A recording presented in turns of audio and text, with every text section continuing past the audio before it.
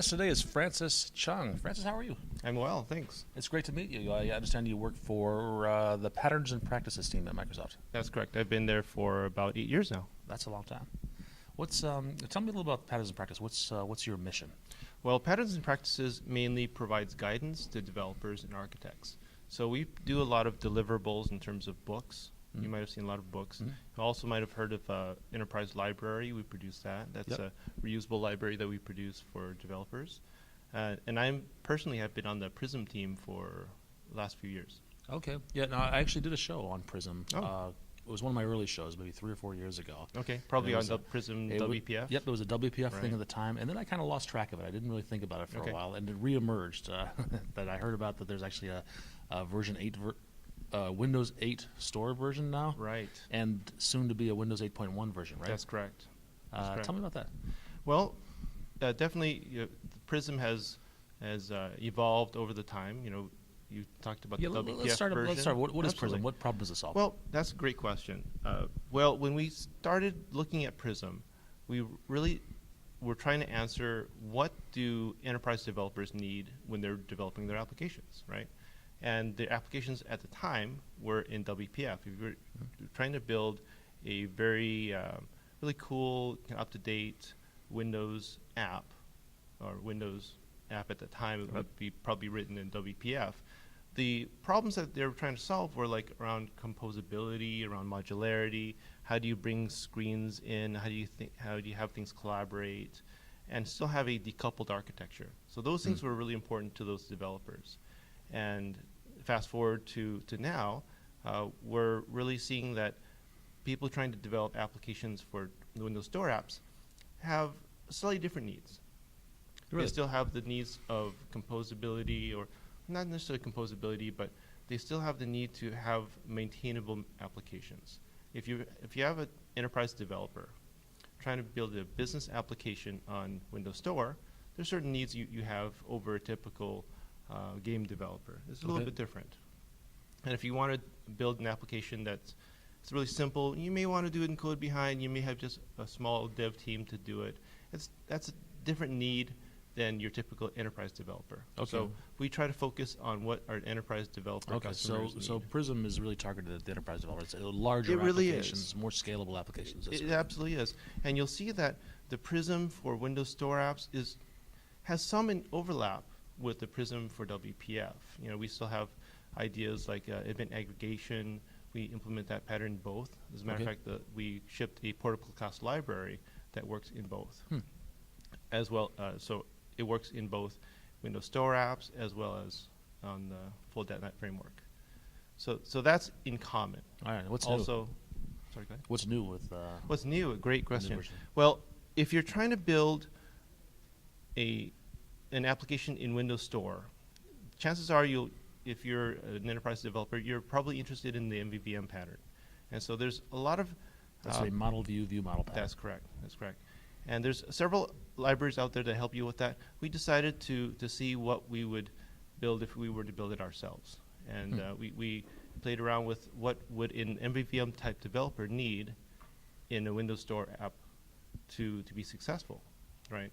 And so we realized that, well, that platform is very page first. So you typically navigate to a page, and then the page may have, let's say, a view model locator that helps locate the view model that's associated with it.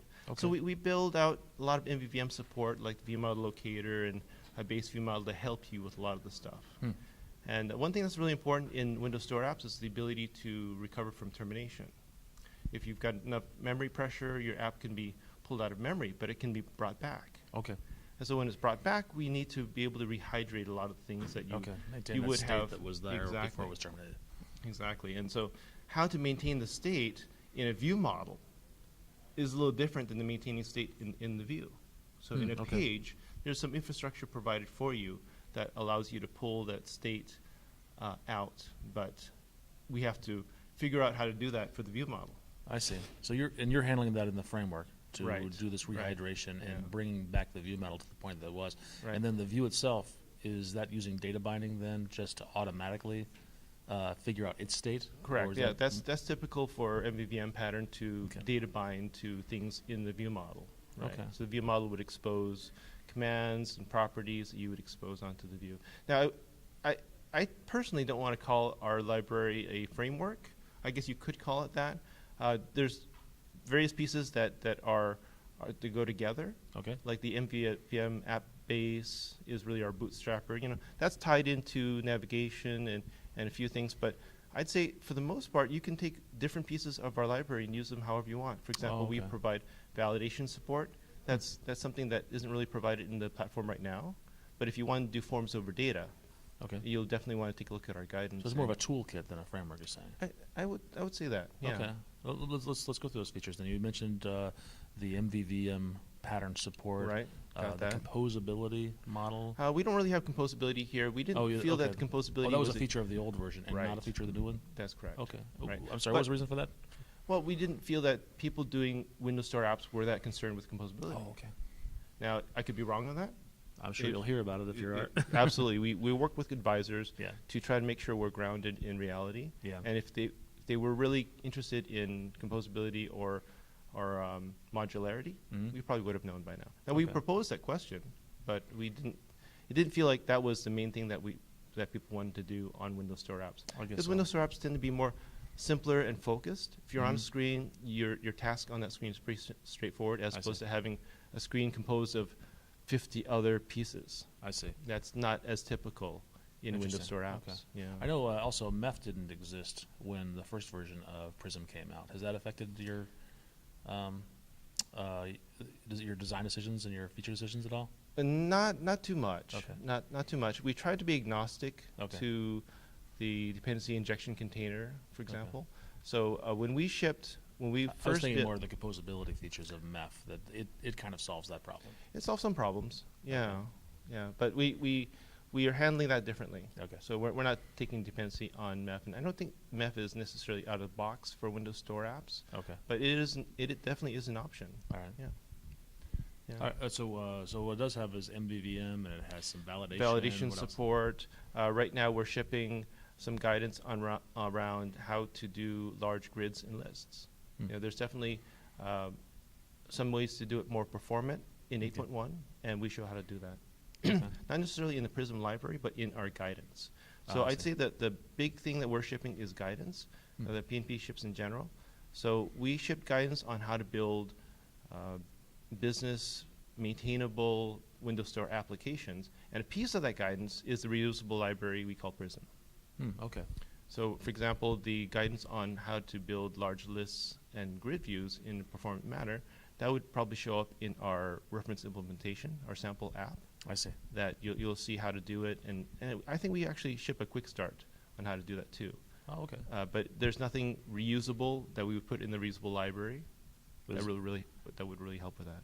There's nothing reusable in the reusable library? Is that what you said? No, there isn't anything reusable that would help you with the building of the large grids and lists in Oh, I order see. to make that performant. There's definitely some ways to do it correctly. I And see. so we show how to do that, but we didn't find anything in building that large list that would be reusable enough to put I see. into So you just the. described how some patterns around doing that. We describe, well, we but- really just show how to do it. Okay. And make sure that we're doing it correctly. Okay. And we've been working very closely with the Windows team to make sure we're doing it correctly. Yeah, I think that's a big deal right now because a lot of people, even though Windows 8's been out for a year and Windows 8.1's come out, a lot of people are just getting started in building these applications. Right. And they really Right. could use some guidance. The paradigms are a little bit different than they Absolutely. were in the past. Absolutely. There's another thing that we've been working on also is the auto-rotation.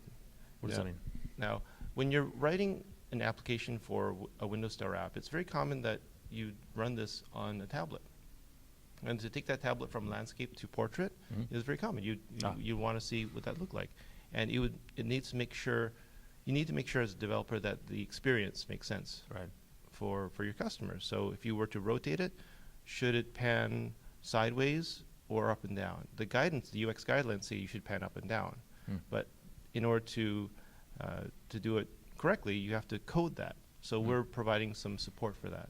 I see. We're considering shipping an auto-rotating grid control that would even perhaps maintain your relative scroll position. So let's say you scrolled halfway through your list, and then you rotate it.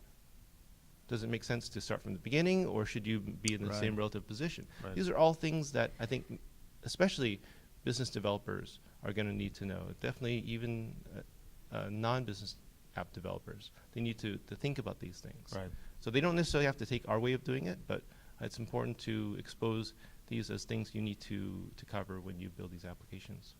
How do developers get access to these resources you're mentioning? Well, we are pre-release right now, so you can get access to our code at, I think it's Prism WinRT at, it's on Codeplex. Just look for Prism. All right, I'll put a link to it. Yep, and also, once we ship, we'll be shipping on MSDN. And does that Codeplex also contain the guidance documents you're talking about, or is that somewhere else? There should be a link to the guidance documents, yes. Okay. But the guidance documents will be on MSDN. Okay. Anything we haven't talked about that we should have? Boy, there's a lot more that we haven't covered. So, but I would say go out to Codeplex. You can follow us. We put out drops every 2 weeks. Okay. And follow us, and definitely give us feedback.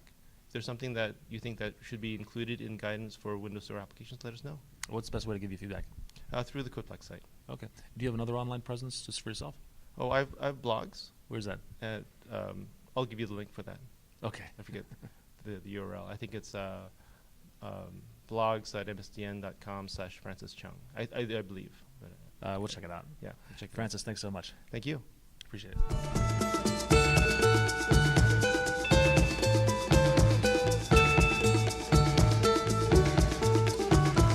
Pattern still remains on the wall where darkness fell.